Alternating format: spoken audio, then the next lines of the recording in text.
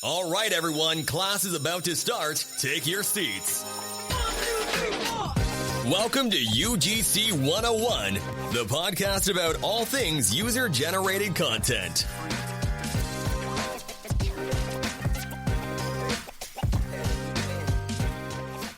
Welcome back to the UGC 101 podcast. My name is Nate Flake. I'm your host, and today we are joined by an awesome guest. I'm really, really excited for this interview because A, I want to catch up with you. You've been crushing it the last few months. I feel like we haven't been able to chat. And B, I feel like your story is very, very relatable. So without further ado, John, do you want to introduce yourself? Yes. My name is John, and it's UGC by John S. is kind of my moniker everywhere I go, but I'm John Spivey.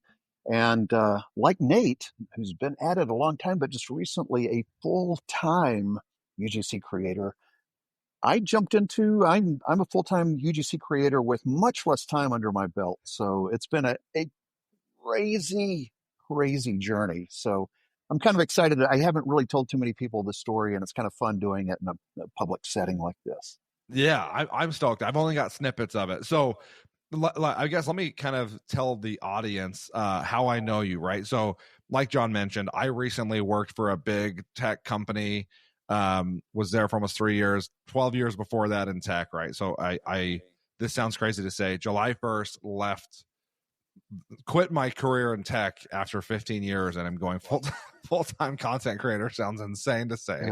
But I knew John because he was a partner of mine at my old job, right? So another tech company, we were both partner managers, kind of doing our weekly cadence. And John had mentioned that, hey, I saw you on this ad. What is this thing, right? Well, let me remind you how this all went. Okay, this was crazy. So, yeah, and we worked at these two companies. My company was a tech company that provided services, and we partnered with Nate's company, and we'd have these monthly cadence calls. But I'd talk with Nate, more frequently than that. But on my side, it was me and a woman and another guy. And then one day we all got on our call, and this woman goes, right when you popped on, she said, "I saw you on the internet." And you were like, "Oh yeah, that happens every so often. I hear that." And I was like, "Wait, what? What happened?" I thought Nate fell off a horse on video. You were on a viral video. So you were viral. You did something. Your pants got dropped, and you're on YouTube now or something. And you're like, no. What I do is, I do this. And you explained the ads that you see when you're scrolling, and there's a guy that comes on and says, "Hey, my life has changed because of this little product." That's what I do. I do it on the side. I do it at night, and after work hours or on the weekends, and it's kind of fun and creative, and it's a nice little sideline. And I'm telling you, that kind of stuff appeals to me. And I was like, "Oh, that sounds great. That's amazing." And Nate goes, "John, I think you would kill it in this business because, first of all, you present well and you can present facts well and speak. You got a good voice, and you were very diplomatic about this, by the way. You're like, in your age demographic, they're underrepresented in the marketplace for UGC creators." So, and this is how I explain it to other people, is I say, like, imagine, because they'll say, like, "Why are you killing it like you are?" And I said, "Okay, imagine this." And the numbers are, I'm sure, much greater than this. Let's say there are 50,000 UGC creators out there. It seems like, I'm just making these numbers up, 49,000 of them are women that are between the ages of 20 and 30. And by the way, they're all pretty attractive. That's like almost everybody. There's a bazillion of them, and they're all angling for the same type of business, fashion and makeup and glamorous things, travel.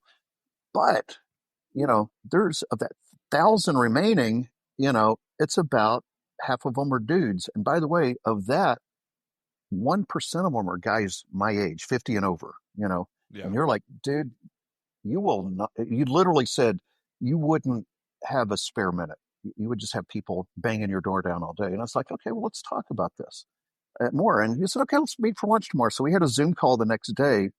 And that morning, I was scrolling, and here is Nate Flake's freaking face pops up on my scroll organically. I was like, okay, this is like meant to be here. So it's a sign from God.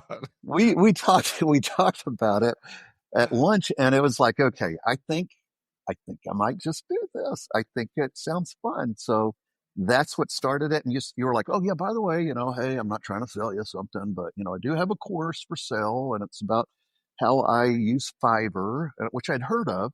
I thought of Fiverr as being a platform for graphic artists only. I didn't know that Yeah. there were all these other That's what things. they're huge on: web design and graphic design.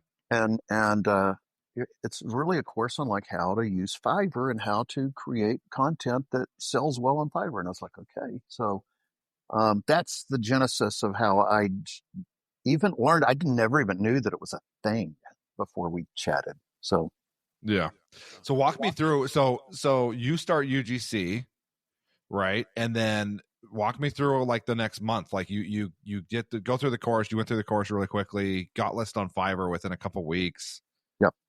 So yeah, I went through the course and took every segment, like literally like a good little student, taking notes and making sure I'm following Nate's big advice here. And then, I was really scared. I'd never made a video ever. And so I was really like, I think I'm going to suck. And I was very Everyone has that hesitant. self-doubt. And Yeah. I eventually put a video together. And by the way, I'd never used CapCut. I think I'd heard of it, but until your course, and you kind of gave the basics of how to use it, never even thought about using it. So I put my video together and I joined your Discord group, and I was like, all right, guys, how about some feedback on this?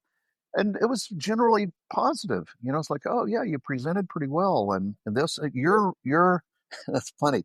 I still have that same video is out there. I've never changed it, but yours was like, the only thing I would change is make the editing faster, like even take out the breaths. Cut the quiet parts out. Yeah. So, but that said, I've used that video still. I'm kind of scared to change it because of some of the things that I've heard. So I am, but it's not broke, it's like, it's working. Exactly. If it's bringing you in, who cares? So after that, it's like, oh dude, I think I can do this. So anyhow, I went ahead and posted it on Fiverr, and, it was, a little slow at first, and I even actually one of your other folks on the Discord group had written a class on using Billo, and it's like, well, I want to get on Billo too. So I kind of simultaneously went on Billo and Fiverr, and actually my first job I got was Billo. Which they're easier to get, but they're lower pay, right? Low pay. My first gig was $30 for a 30-second spot, by the way. So yep. And I would say initially on Fiverr, and this is to be expected. They're just the sharks out there waiting for the new chum in the water. But as soon as you start, you'll get people, and it gets you excited. Hey, I wanted to buy your service, but Fiverr needs me to get your social security number. Yeah, exactly. Give me your email. And I'm like, oh, dude. Yeah. So I had like about 4 or 5 scammers right off the bat. But then after that, I got like, oh, I think this is a legit one. And it took several days. I can't remember, a couple of weeks before I got my first real job. Yeah. That's awesome. So now so how long ago was that, John? What was that, like it's August 4th today when we're recording this. My first completed job was mid-March. So, that's April, May, June, July. I'm working on my 5th. I'm almost 5 months in. Yeah. Dude, that is wild. That's wild. So kind of talk about your success. So I know like you were still doing the same thing I was doing, working a full-time job, managing all this stuff on the side. When did you go, hey, I think I can do this full time? Okay.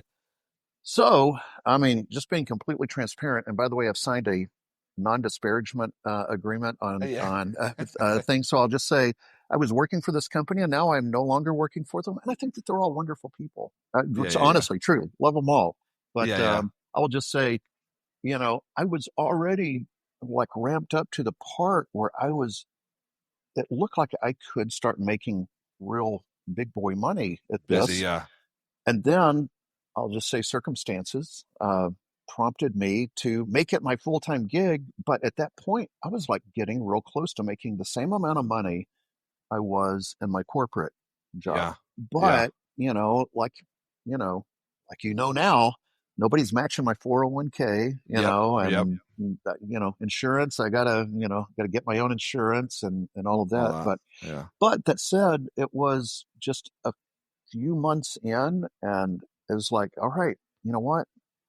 I'm going to continue to look for something in the corporate world, but I'm going to really like give this thing a go. And Ramp it up. I Yeah. did, and it's just taken off like skyrockets. You're so busy. And Yeah. we've talked about this, you and me, and I am about to, like, literally within a week, I'm taking you up on your advice to increase my fees. Yeah. Yeah. You got to raise your prices when you start to get really busy. And I'm so busy. Honestly, I'm not saying that the quality of my life is not good, but it's just like it's starting to get stressful, like it's a corporate job. Yeah. Yeah. So I'd rather do fewer jobs at higher pay. Yeah. Well, that's a good thing about doing this full time too. And again, I'm a newbie at this. I'm barely a month in, and only maybe 2 weeks at home, not being on because of summer travel. And it's like, it's a scary thing to like, hey, I control my own income now. This is my full-time gig. And I know there's a lot of creators out there that have been doing this for a while, and they're pros at it, right? But like, you're doing jobs for less money, but you're staying busy and it's consistent. So it's like the thing, it's a devil you know versus a devil you don't. And so it's very scary to raise your prices. But like, my rule of thumb is like, if you're getting too busy where you are starting to stress out, raise your prices. Like, raise your prices. The worst that can happen is you're going to get a little bit less orders at higher rate, and you're going to making the same.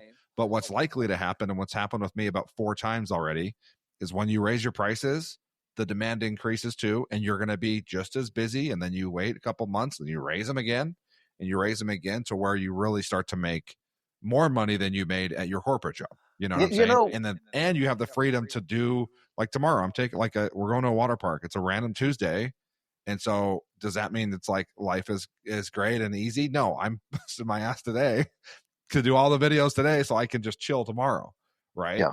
But I could never do that at my corporate job. You have a finite PTO, and like, I'm like, cool, I'm taking a Tuesday off. And then on Wednesday, we're going to New York for a week. And I for sure didn't have that PTO before, And so, like, yeah, it's pros and cons for sure. But I think that it's getting over that fear of like, crap, if I raise my prices, nobody's going to hire me. John, you've already said it out loud. You're literally like a diamond in the rough. You're really good at this, and you're 50 plus.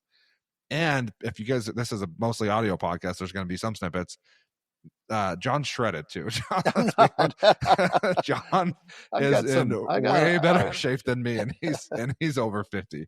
So like, you're hitting the triple whammy. So I say, like, dude, go for it. Don't be scared. Raise your prices. You're going to stay just as busy. I promise you. If not busier, honestly. There are some things where you're making changes, where you're losing a little control.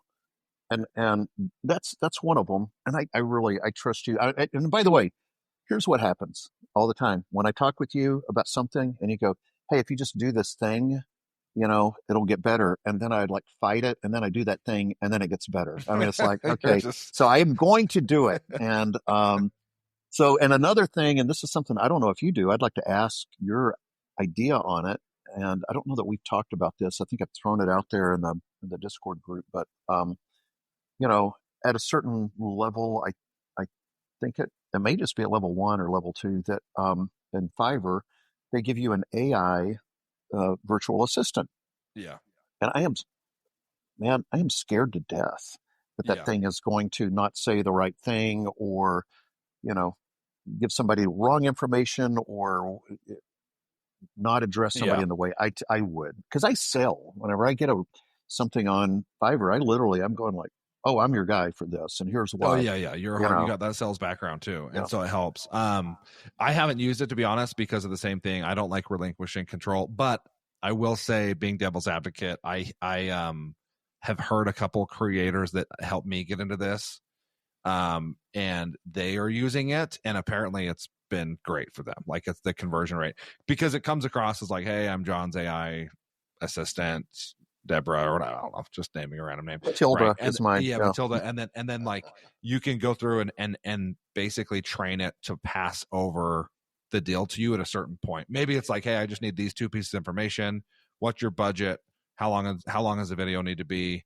Here's John's prices, just to make sure we're in the ballpark. If this works for you, click yes. Yes, okay, cool. Setting up a time with John, and then it sends it to you at that point.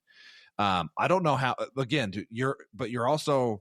I don't know how busy you are. Like, there's some weeks where I'll get like this is Fiverr only, right? Not to mention the inbound stuff that like you're probably getting on Instagram, and the more you post on TikTok and Instagram, you have brands that find you through there and through your email. But like, there'll be some days where I'll get like 10, 15 messages on Fiverr. But again, raise your prices, and then you won't get as many, and there'll be more quality. Yeah, I will tell you, I have on average about 8 open projects. 8. Yeah, that's wild. Which is too many.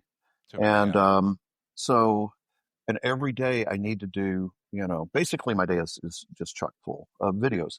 And now the cool thing is, I remember I did this. You have a section on your Discord group, which is celebrate your wins. And I just love bragging, so, so I like had my first $1,000 day, and I was like, hey, but it included some off Fiverr stuff as well. Yeah, which is great. Which I let's be clear. I don't, there's a lot of people in our Discord, like my course is like 70% Fiverr, 30% all the other platforms, direct portfolio, getting inbounds, personal branding.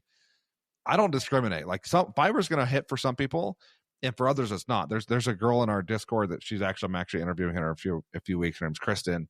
She's crushing it on Upwork, right? Fiverr's doing okay for her, but she's doing really good on Upwork. So like, everyone's going to have different platforms that are better or worse for them, right? I haven't even started on Upwork, but and so like I wouldn't be able to speak to that, but like Fiverr for some whatever reason worked really well for me. So yeah, any deals, like I love all the wins. I don't care if they came from Fiverr. It's not like Fiverr, and if you're listening, they have yet to pay me for getting people on the platform. So. Oh, dude, they should make you a VP or something at this point, because my assumption is, and I don't know how many people are on the Discord now. Like, it's over 1,000. Like 1,100 people in the Discord, over 2,000 people in the course, which is pretty wild to say. Actually, the assumption is that the grand majority of those people got on Fiverr. I mean, seriously, Fiverr owes you a trip to Hawaii or something at this point. So trip to HQ. yeah. So when you're just getting started, I want to go back to kind of the beginning. So then you end up going full time on this. What did you change? Like, your mentality changed to like, hey, this is like a good little side income, to like, I need to make this work. Did you get on other platforms as well simultaneously? Did you start posting on Instagram and like TikTok? As well, I know we talked about that personal branding thing and getting inbound deals direct. Okay, so that's something I still need to work on. I don't have a huge following on TikTok, which I'm going to work on, and I'm going to promote. Which is fine. You're following. I'm promoting this podcast on TikTok, and I'm going to. Your following doesn't matter. It's literally just presence. So then brands can find you. That's my following matters on TikTok because I need 1,000 followers to get on TikTok Go. Oh yeah, you're right. So that's the only reason I'm looking for more followers at this point, because I do want to start doing some travel UGC. Yeah, it would be cool. So, but I got on Billo almost simultaneously, and I did okay, but there were some technical glitches that they had. The deals are just cheaper there. I would say this, that Fiverr, if there's a balance of power between the creator and the buyer, that the creator seems to, I think, have some more, leverage with Fiverr, and they make more money, and you can set your own prices. Yeah. And on Billo, it's like, here's this company wants to work with you, take it or leave it. Now, the thing is you apply for the job on Billo, and, the company can accept you or not, but when they accept you, it's for the rate that they have provided. I don't think that there's any room for, so all the deals are like sub $100 there. And I'm at this point in the game, I'm not going to do stuff for under $100 unless if it was a 15-second talking head video, I would do that for $100. Or you can just grab your phone. Yeah. Yes. Yeah, that's the thing. And you gotta set kind of that bar, especially with your experience. Because I mean, even in UGC years, you've been in the game for a while, right? Like I mean, there's not that many That's so UGC crazy. creators that have been around for more than 4 years, like if that, right? I know that people are like, well, I've been doing marketing forever. Yeah, but like UGC as it exists today, is still very, very kind of in its infancy stage. What is like one thing that you wish you would have known sooner when you started doing UGC? Was it like, hey, I wish I would have like really dug into CapCut more, or I wish I would have done this, I wish I would have charged more, I've been less nice? What do you think? A little bit less nice, because I, like you, Nate, am a bit of a people pleaser. Yep. And the one thing that you do, which, I mean, back when we were working together in business, and I knew you did this, and I would see you on Discord answering a question almost in real time, and then I would text you something about our business, and then you would answer me in seconds, and then I was like, I have no idea how Nate does this. And I know you were stretching yourself too thin, and that's another thing I was doing too. Is like, at some point I needed to not go back and forth with with the customer so much. But really, another thing was, I wish I had spent a little more time in making investments in things like decent equipment. Yeah. Like, I bought like a $28 selfie stick tripod thing from Amazon and use that forever. And it's, I struggled with things like that. Now, if you take a look around me, I've got a studio with professional lights and stuff here in my office. And, I took, I'll say this, one of my customers, I bought a DSLR camera for them. Eventually, I got to this phase where I got a legit teleprompter, and I am recording things on, the little micro hard drives there. Yeah, memory sticks as well. Again, I was such a newbie. I wish I would have spent some more time in learning the technical aspects of things. And eventually, I'll tell you, this customer who I now have a retainer relationship with, it was one of those things. At one point, I sent them a video where I was sitting at my desk with a glass of wine. Yeah. And I said, gentlemen, I just want to say a toast to you. Thank you for thinking about me, but I'm not your guy. I don't have the chops, technically. And then they came back and they're like, John, no, we want you as our face, as our presenter. Yeah. You present like we want, and we can fix the technical part. And they hired a photography consultant to tell me, here's the settings to put on your camera. Your key light goes here. This backlight goes there. You do this. You set this at that. Oh, that's like invaluable, man. Like, a lot of people pay for that advice. Dude, again, it's just the weird, stupid things that I just fell ass backwards into that landed on me. And now, again, these guys have given me a bunch of money to make tons of videos. And these are long form videos, by the way. My first job for them was 10 hours of that content. Was that project. Yes. So, I was going to say, you do a 10-hour project for someone, they're probably going to come back to you, right? They now have, and I can't say who it is. But they are creating a YouTube channel where I'm the spokesperson for that. And part of my retainer thing is I got to create 4 hours a month of video for them. Yeah. And, it's now that I know the process, at first it was like killing me, taking every minute of my day. But now I've learned the process. I've learned some of the technical things, and I've learned how, they're very demanding, as they should be. I figured out what the process is, and now I can kind of crank it out a lot quicker. So. Yeah. Once you get your processes and your equipment lined up, like half the time, it's funny you brought up like equipment. I just bought another tripod yesterday. I did a video on TikTok about it.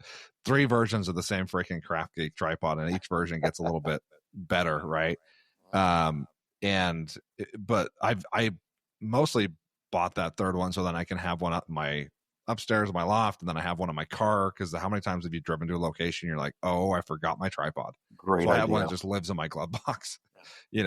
And but yeah, getting the equipment set up is like half the battle on learning. Like, that's awesome that you're doing. I haven't even done any DSLR stuff. Like, I haven't. It's tough, man. Spokesperson, just where I'm sitting now, but never with like a super nice camera like that. That's wild. It's tough, but it's tough to learn it once you get it down.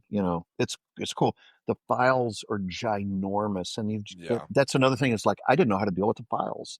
Like Yeah. I'm trying to transfer this via my camera to my phone. It's taken 8 hours for this Yeah. one file, and then I learned, oh yeah, put it on frame.io, and Yeah. it takes 2 minutes instead of 8 hours. So Consolidates it. Yeah. yeah. Yeah. So That's crazy. That's the longest project you've probably ever done is 10 hours. What's like the hardest project you've ever done? Is that also the same one? okay. Yes. Oh, by a long shot, that was my hardest one. And again, kudos to these guys for sticking in there with me. And there were times I get frustrated with them. It's like, man, these guys are expecting the impossible. I'm just this old guy Regular UGC guy, yeah. creator, that they got off a Fiverr, and they're wanting like a game show host that's been Commercial doing this for grade. 20 years. Yeah. Yeah. They're wanting Ryan Seacrest, and Yeah. I'm just this Your guy Timu, here. Your Timu Ryan Seacrest. Yeah. So yeah. So but anyhow, again, kudos to these guys for sticking in there with me and not wanting to send a hitman after me. They're in Europe, so that's another thing that was kind of crazy about Fiverr's. Like, very few people are US based. Very few. I had one today. Very few. That's what a lot of people are like, get a little, I guess, like worried because they see, oh, this company's out of Estonia. Like, is this legit? Like, yeah, 90% of the people, 95 probably percent of the work, the agencies, the brands will be US based, but the agency they've hired out of Turkey or something. And so you'll see their location on Fiverr and people get freaked out a little bit. That's very normal. So, Yeah. So, yeah, that was it. But I will tell you something. I don't know what, I get a lot of pants ads. So really? do you do a lot of pants things? I've done, yeah. I mean, I guess proportionally for the other clothing items, pants probably more than, pants. And then, you probably don't have this problem. I do like shapewear actually a lot. Okay. Like the tank top skims that like you put on to make your belly not look as big. No, I get a lot of those. That's why I tell everyone that's why I haven't lost weight yet, because I make too much money off of weight loss stuff. And if I was in good shape, no one would hire me. But anyway, it's pretty funny. But that's not actually why. I'm just lazy. But no, I've done like a few pairs of pants actually, like more than t-shirts or hoodies or anything like that, more than shoes. The pants ones drive me crazy because they'll send me like a dozen pants. Yep. And then they want different modeling, different this, kick like karate kicks and these, and now change to the touch your toes. Yes. And it's like, and the one that I've seen now, I've done on 4 videos is put giant things down the front of your pants, Yeah. And but it's the same one. And then now do it on the navy blue pants. Now do it on the khaki pants. And it's like mind numbing. And that's the thing that kind of makes me go crazy. But they pay pretty It's the nicely. B-roll stuff, right? It is. Which is why I'm telling you, man, you need to charge more, because the B-roll, like my video, so I have different gigs on Fiverr, right? Not to get too technical into Fiverr, but like my gig that's UGC, just classic UGC with B-roll and a hook and a CTA and all this background stuff going on. My price on a UGC, just classic video, is way higher than a spokesperson or a podcast ad or any of that stuff. So if it includes B-roll, I'm charging way higher. Oh, good idea. Yeah, you need to do that. Like your spokesperson, where you're chilling, you got everything. It's a plug and play, and it's the Frank Sinatra thing. All you do is you go and play the piano, and everyone does everything else. Yeah. That's a little bit lower price point, because especially like my podcast gig, for example, I literally just come in here, I press one button, and then I'm good to go. And I'm really good at reading scripts now at this point. But if it's like B-roll, like I'm doing one today, and I didn't agree. Oh, I agreed to it, but I forgot that I agreed to it off Incense for a towel company. I do that all the time. And it's one of those where they approved it and sent the thing. And I was in Japan. I got back and I had these towels. I'm like, where the hell are these from? And I agreed to like go to the beach or the pool. I live in Utah. There's no beaches here. So I wrote them like, hey, so sorry. I'll send these back. Like I must have been tired when I applied for that. Didn't read the details. And like, whoa, you agreed to it, so you have to do it. Like you have to find someone with a pool. So now I got to go like tomorrow morning early to my my sister-in-law's family's pool at 6:30 in the morning before the family gets there. And anyway, so it's all the little things of traveling. And I talk about this on my TikTok quite a bit. Like I do a lot of hiking videos now, for outdoorsy videos. But if you're a UGC creator, I mean, if you're new, I think it's fine. Like you got to just take what you take, be grateful, be a very, very low maintenance creator. But like to where you're at now, John, to where you can start picking and choosing what you want to do, like you need to charge for travel. You need to charge for location fee, a B-roll, all that kind of stuff.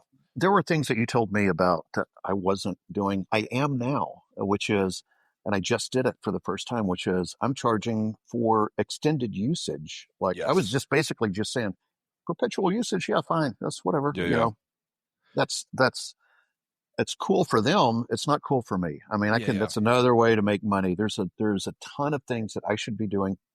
For example, and another thing is whitelisting. Yes. You know, and I've only done this once. And that's where I've gotten so many more people saying, "Oh, I saw you on Instagram." And then they reach out. This whitelisting thing. And then I didn't charge for it. I just like, oh, yeah, sure. For free. Yeah, the brand's probably like, heck yeah. So I'm learning through you that there's a lot more ways to actually make money at this just than the fee itself. Yeah. And the course teaches like the Fiverr course that we're talking about, it teaches to be low maintenance from the beginning, right? But like I have a section in my Fiverr description that says like I won't do a revision. Like I'll only do the revision for my mistake. If it's something that you want changed, or you don't like the color of my shirt, or you don't like the script that you already approved, then there is a revision fee. And I was like a little worried about that. And you can't really do that until you get to level, like you have a little bit of experience under your belt. You can't be a new creator saying, no, I won't revise. You're a newbie. Like they don't know if you're super experienced outside of Fiverr, or if this is your first UGC video ever made, right? So you have to be, I always say this, you got to be low maintenance as a new seller. But once you get experience, there's a million other ways to make money. Yeah, and that's by the way, and I think you told me about that, because I had a problem with somebody going like, you know what, I didn't like the script. I want revisions. And I was new at the time. I was like, yes, sir. But you told me, it's like, hey, what I do is I put something into it, and I do that now with everything I say. It's my little quick response. Revisions only for things that are my fault, such as mispronounced words or names. And so they know what to expect if they don't like the color of my shirt. So, I had one today that wanted a reshoot because they put the wrong they're like, oh, we used the wrong examples for our clients. I'm like, yeah, but you approved that script, so I'll reshoot that 5-second clip. It'll $150. Yeah, not my problem. No, that's all right. Thank you. Just send us the invoice. Like, I didn't think so. One of the things you said earlier, I want to go back to is I think a lot of creators, especially people that aren't, I know not necessarily older creators. I think there's a lot of creators that aren't super tech savvy. Doesn't matter what the age, right? I think a lot of people are scared to do UGC because they're scared of, hey, I don't know how to edit a video. I don't know how to use CapCut. I don't even know what CapCut is. But to your point, I think that's very, very, that's a great point is brands are more than likely going to work with you on things, right? Like a lot of times it's probably about 50% of my videos now are just raw footage. I do a lot of raw footage. And, you're also going to learn, like I know it sounds scary, but you didn't know what CapCut was, and your videos are great now. Like you do great editing. And it's not that hard to learn. I think there's this big, it's very intuitive misconception. Yeah, there's this big misconception, like, oh, how did you make that edit? You put captions on that? Like, how did you do that cool transition? And it's like CapCut is so user friendly, and there's a million other apps like CapCut, right? InShot, and a lot of people use Adobe Premiere. But if that's what's holding you back from UGC, like you really need to consider it, because it's not as hard as you think it is. Like, right, as UGC creators, I think there's a lot of I hate that term, coaches. There's a lot of coaches out there that make it seem very, very hard so that you'll buy their course, right? I promise you, editing is not that hard. It's not that hard. We're not that cool.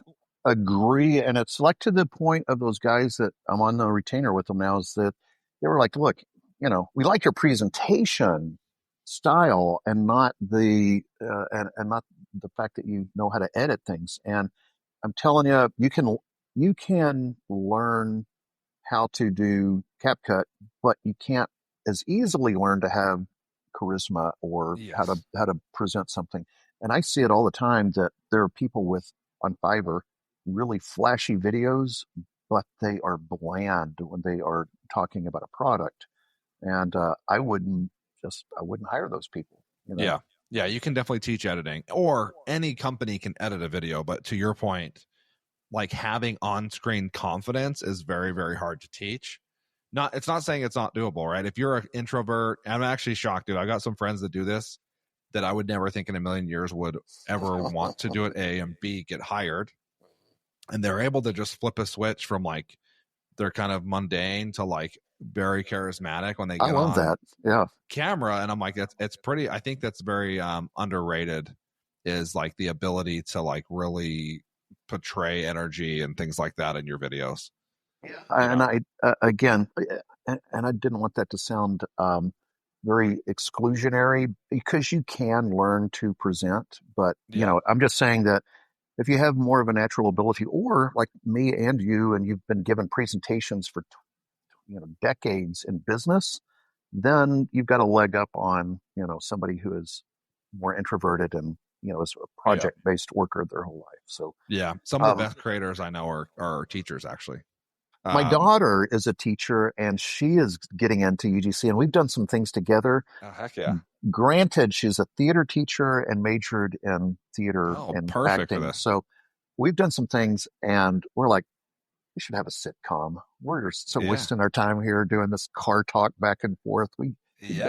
So, but by the way, and that's something you do with your family, that you can like turn things into a family project and have fun. And I've done that with both my daughter and my son and my wife. And so we've had great family time doing this. And then the rest, 98% of the rest of the time, I'm too busy working to on your own thing. to work with, to do anything with them. But sadly, but that is kind of a neat thing, is that again, the flexibility is so cool, and I'm able to bring my wife into a lot of projects. In fact, I think we're about to start a new gig where it's like, a couples gig, 50 plus husband and wife, couple, you should, dude.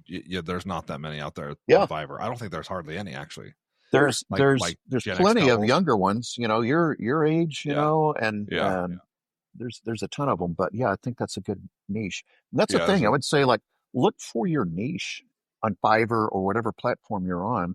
And there's something that every single person does. And in fact, my daughter is out there as a mother with 2 cute redheaded kids, and is a teacher.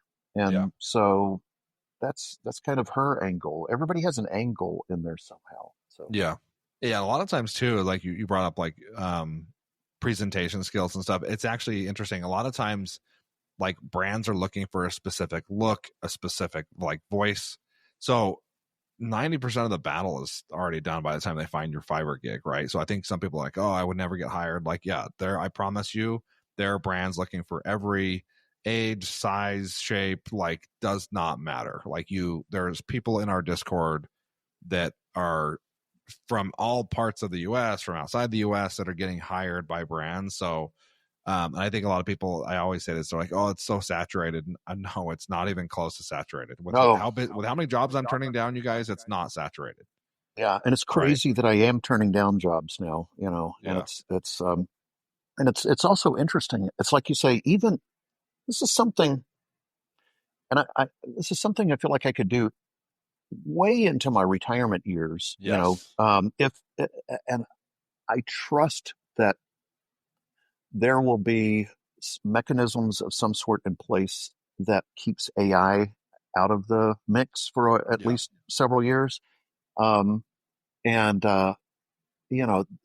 almost think that the older you get, the more your opportunities are, because I have to do things where I have to be like a broken down old man that can barely walk, and I need this new cane. And, so what I do, like, I think it looks like I work out, so I got to like put on a sweatshirt and hoodie and get hunched over, and I'm just thinking, dude, this is the job I would get at 70, and I'm 61, literally. So, I say that on my podcast, or not on my podcast. I go on TikTok Live, and I say that all the time. People are like, "Well, can I do this? I'm 50." I'm like, dude, I'm 37. I can't remember the last time I did a video where I say I'm in my 30s. I always have to say I'm older. I always have to say I'm in my 40s or even 50s. Like, it's pretty wild. One thing that you told me, you're like, dude, I had to act like my girls were my grandchildren on one gig. Like, that's how much they need older people. Like, I have actual grandkids, almost your kids' age, So, and that's another thing. Like, sometimes I need shots of me playing with grandkids, and I'm like, hey, let's go meet at the park. I got to play with the grandkids, and Nice then I'll excuse. pay them an ice cream. Yeah, So yeah. I know my kids, every time they get in a video now. I mean, my 13-year-old has her own gig now, so like she gets awesome, 100% of whatever she gets. But yay! anytime I haven't had time. I'm gonna create a family gig at some point. That's the girls and my wife. But and my girls ask me every day, "Hey Dad, do I need to be in a video?" Hey Dad, it's like they had to be in a pickleball one yesterday. I'm like, and I give them $20 every time. Oh, that's and great, so, man. And they're pumped. They're like $20. I'm like, yeah, dude, for freaking Yeah. 30 minutes of playing pickleball, like I would have, I had to clean like 20 cars when I was a kid for $20. So that's awesome. What is going back to your projects? What is your what's like the coolest product you've done a video for so far?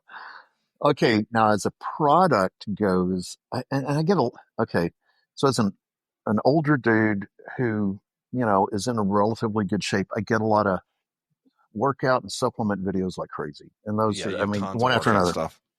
But kind of the weirdest one that's kind of cool is it was a flashlight that whenever you shined it at somebody, it was blinding light, and at the end of it, it had a taser that you could shock people with it. And then they gave me these. Basically, it was brass knuckles, but it was plastic. But at the top of it was a taser. So when you hit them, it went, Yeah. So how did you demo that? That's crazy. Now, part of the demo, as I said, shock yourself and show how much it hurts. And then it said in parentheses, if you're comfortable doing. And I was like, no. I was like, okay, guys, I'm going to really make sure this thing's off, but I'm going to, shock myself and, kind of overact there. That's what they wanted.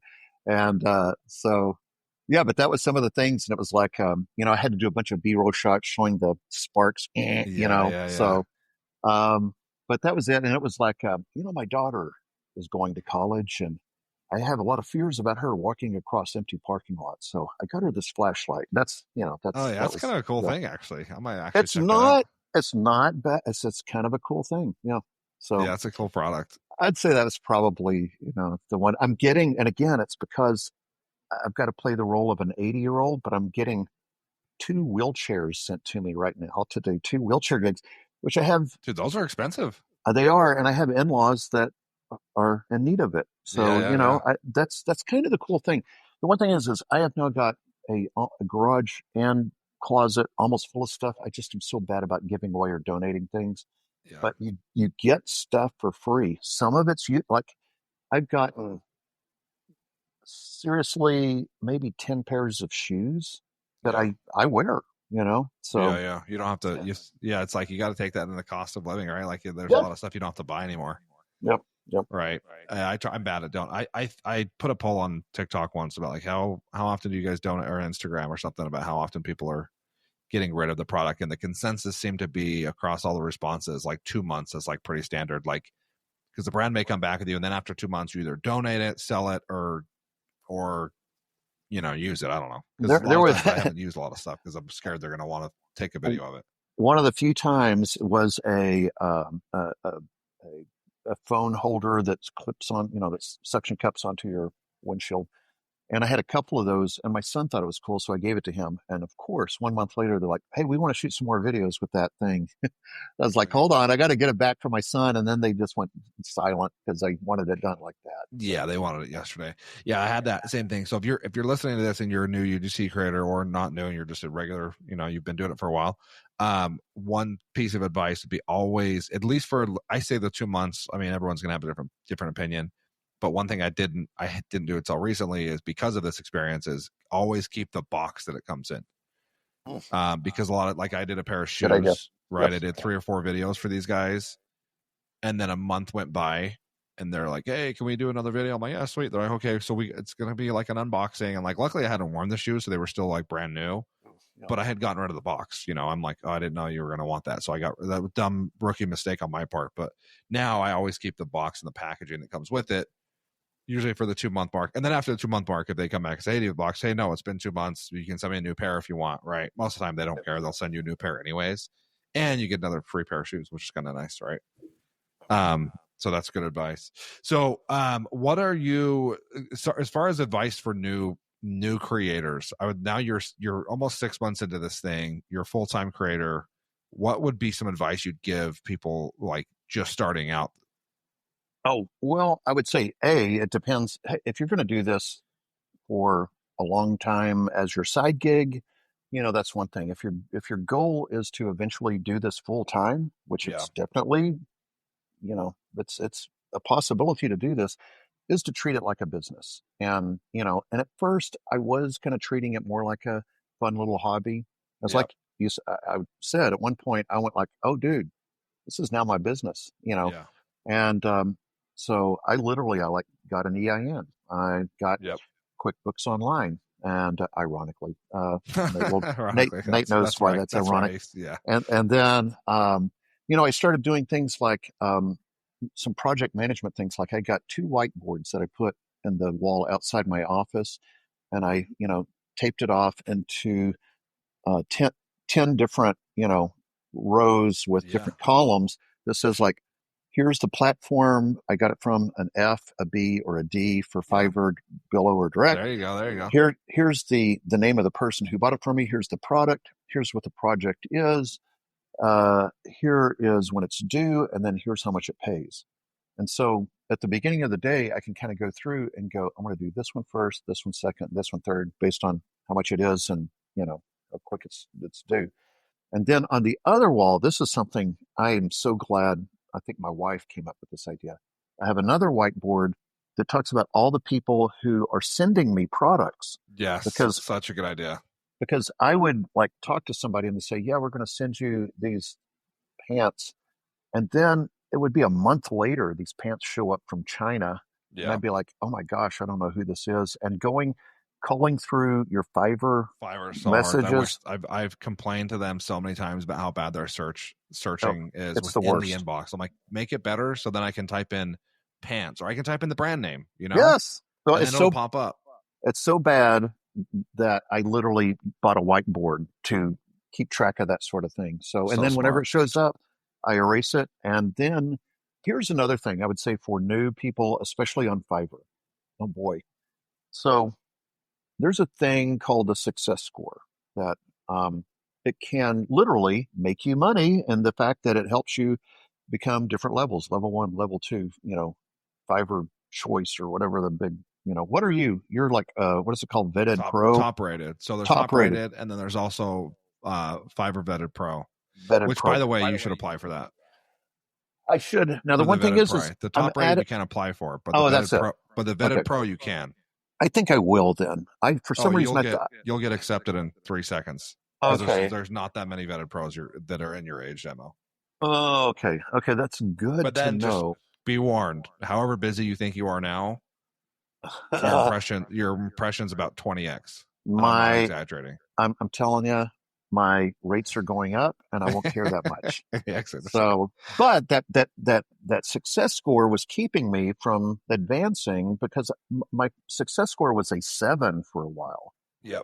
And I talked to you or somebody about it, and it was like, well, it's only if you have delayed projects, late projects, you ask for extensions, you use the resolution center, and this happened all the time. Because I would get a deal for a product that I had to receive, and then I would go ahead and create my offer. And then I would send them the custom offer. They would accept it with 5 days. Duh. And then the thing would take 14 days to arrive, and I would have to ask for an extension. Now, that's something that wasn't my fault other than being a knucklehead, but that was the thing that kept me from a good success score. So now what I do is if I have to have a product, I tell them I can create the custom offer after I confirm receipt.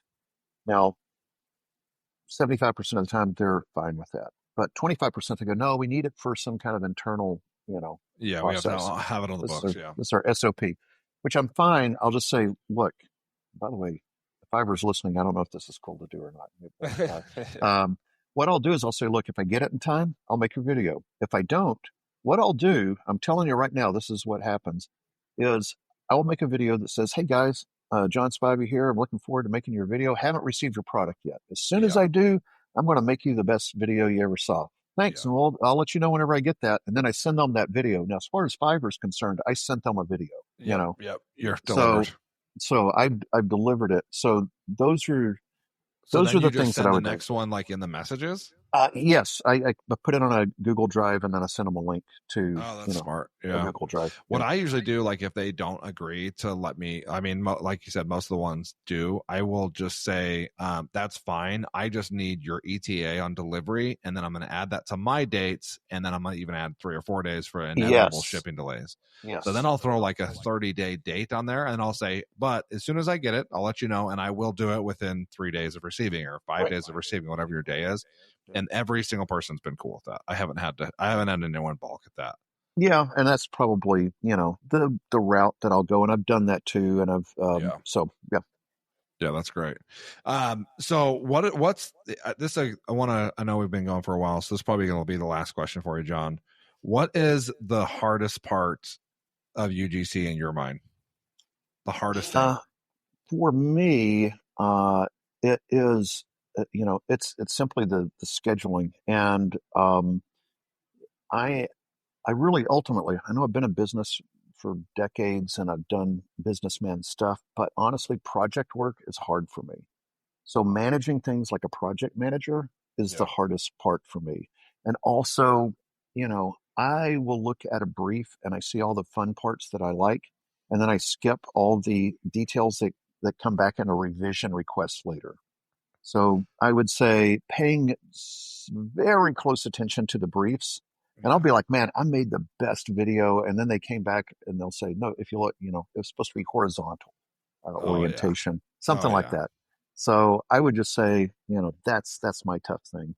So, now before we break, we break here, what I really want to tell this story. I love telling this story. And I think I told it on Discord, and it was okay.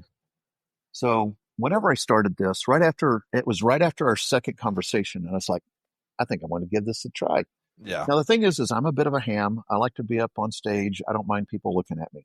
Yeah. My wife used to be in a rock band, right? We didn't mention that. I am currently in 2 bands right now. Oh, and hell by yeah. the way, You're currently in a band. my time is a little more open for doing that. That's so. Sweet. But my wife is a bit more reserved, and I think she gets a little more, uptight about what people may be thinking. Sometimes. Yeah, embarrassed. So I went to her and I said, okay, Carla, I explained, what UGC was. And she goes, oh, John, I think that would be really good for you. I think that's like right up your alley. And I said, okay, but you tell me, how would it feel if one of your friends saw one of my ads pop up? Would that make you embarrassed? And she said, no, it wouldn't. I think it would be fun. And I said, okay, what if the ad was this? Erectile dysfunction was ruining my marriage until I got this pill. And now my wife can't get enough of me, or something like that. So what if it was that ad? And she goes, oh, I would just tell my friends, we'd have a good life. I'd say, he's an actor. He's just reciting lines. Everything's fine. True. It's all good. And I was like, okay. I said, how about if it's this ad? Hey, ladies, if you're between the ages of 50 and 70 and looking for eligible bachelors, meet me on silversingles.com. Yeah. I said, how about that ad? My wife goes, she thought, and she said, does it pay money? And I said, yes. And she said, I don't care. Yeah, you got to assume all these pay, yeah. Yeah, so flash forward 3 weeks, I get that job.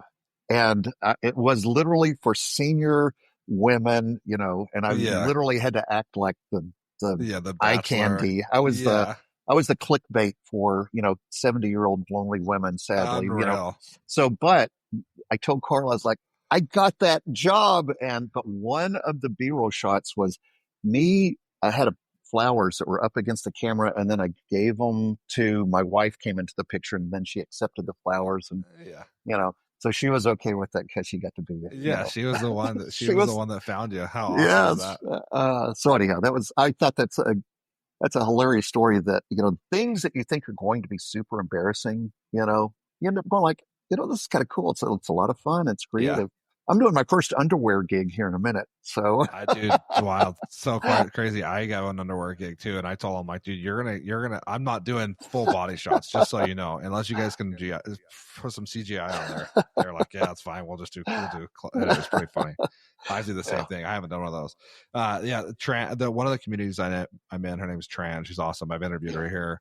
Yeah, she posted something a couple days ago about you can't be afraid to climb Cringe Mountain, and I'm like, I freaking love that. You know, you got to climb Cringe Mountain because it's like, who cares, you guys? Like, I've got friends that make fun of me, and I'm like, dude, I got paid $500 for that video. I'll laugh all day. I'll cry all the way to the bank. You know, yeah. So it's pretty funny. You got to be. I mean, there's certain industries I won't do, right? But for the most part, as long as it pays and it's not something crazy and it's not something that's going to hurt anybody else, like I'm cool with it, you know. Yep. Agree. So awesome, John. Well, I appreciate you, man. We'll wrap this thing up. Say, what's your social handle one more time? It's UGC John S. John with an H, right? Yes. Okay, yeah. All right, UGC John S. I will put it in the show notes. You guys go give John a follow, especially on TikTok. We're trying to get him to the 1,000 followers to get on TikTok. To start dabbling into some of these travel videos for UGC. So, John, I super appreciate you being on, man, and I'm super pumped that you've taken off like this. Keep me in the loop with how those raise prices go, man. Dude, and I told you, I mean, I've said this once before, but there has never been, and I know this isn't supposed to be a salesy thing here, but there has never been an investment that I've made that has paid off like the ultimately little money that I paid for your course has now paid off 1,000 plus X what I paid for that. So thank you for putting the course together and letting me know about this, because it kind of saved my bacon, and now it's making me a pretty great life right now. So thank you. I'm super happy. I love success stories like that. And it's, you know, it worked for me. I'm like, figured it worked for other people. And now it's, you know, we got over 2,000 people through the course. I get super pumped when I hear stories like yours, where it's like, hey, they turned this into their full-time thing. Now we don't have to zoom in. We don't have to get on Zoom calls anymore and circle back and all that crap. You can just do our own schedules. Circle back. Yep. So awesome, John. Well, appreciate you guys. If you're listening to this and you've learned anything, please go and review the podcast. Give it a little rating, give it a follow, and subscribe and share it with your other UGC friends. Have a good one, John. We'll talk to you soon. Thanks, bud.